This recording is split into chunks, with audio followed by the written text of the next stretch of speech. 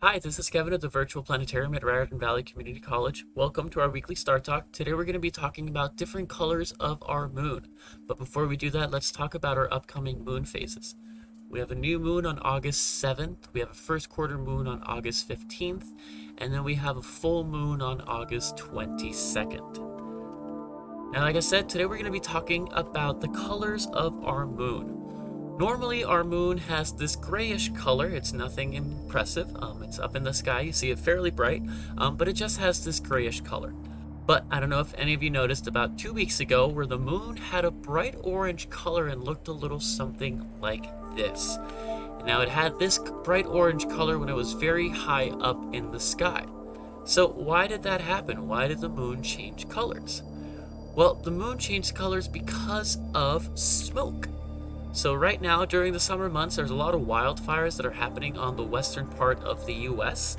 And here we have a map of the United States, and we see the smoke that is currently over the states. So these wildfires happen in the west coast normally, but that smoke doesn't stay over that area. The wind actually blows it across the whole US, and we end up getting something looking like this. So the purple areas right here are the really thick smoke, the really heavy smoke, and then the other colors are a little lighter and lighter. And we can see that the smoke doesn't stay in one place, it keeps moving across as the wind takes it along.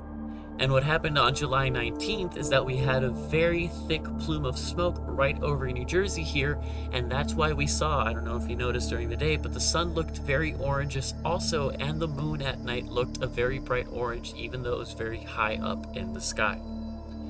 Now, still, why does this happen? Well, the reason this happens is the same reason that the sky is blue. So the air particles in our atmosphere scatter sunlight. The light is coming in from the sun. Here we have a good picture of this. The light rays are coming in, but the particles in the air actually cause the blue light to scatter.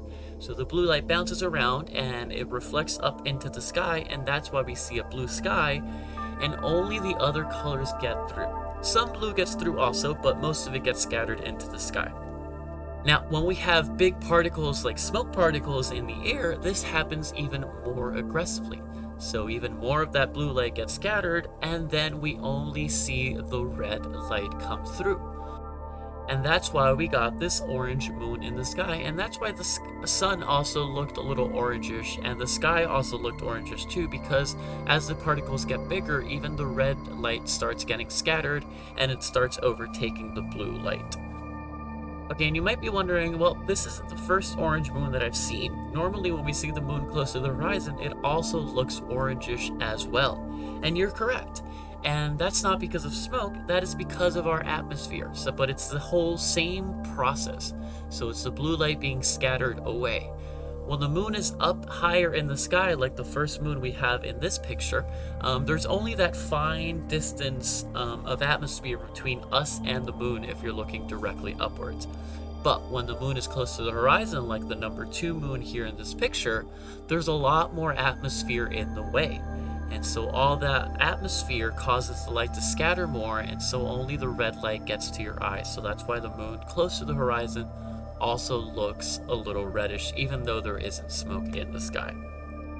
But for these summer months, when you see a moon fairly high up in the sky and it still looks very orangish, it's probably because of that smoke. And you can check out this map right here. This is a website called Astrospheric, which is fantastic. It gives you forecasts actually also, but it also has these maps and these smoke maps too. I'm going to put the link for this in the description so you can check it out if you would like to.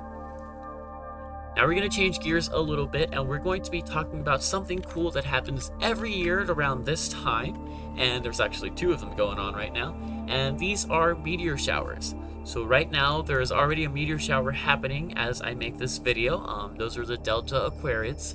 This meteor shower peaks around this time of the year. It starts like early July and goes until like late August, but it peaks at like late July. Unfortunately, during its peak, there's going to be a bright moon in the sky, so it's not going to be the best time to see it. But you can wait until like early August, and you should be able to see this meteor shower very nicely, especially because on August 11th, 12th, and 13th is when another meteor shower is peaking as well. The Perseid meteor shower is going to be peaking around this time, so there's going to be 2 meteor showers going on at the same time around August 11th.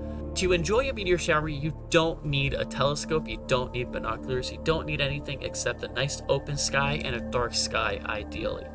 Now, a lot of people think that a meteor shower's name comes from where the meteors are going to be at, but that's not true. You're going to be able to see meteorites all over the sky.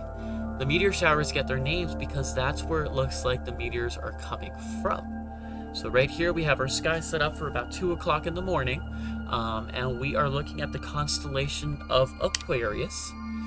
And the Delta Aquariids are called that because it looks like the meteors come from this part of the sky. If you were to trace them all back to the origin where it looks like they came from, they all look like they come from this spot in the sky right here.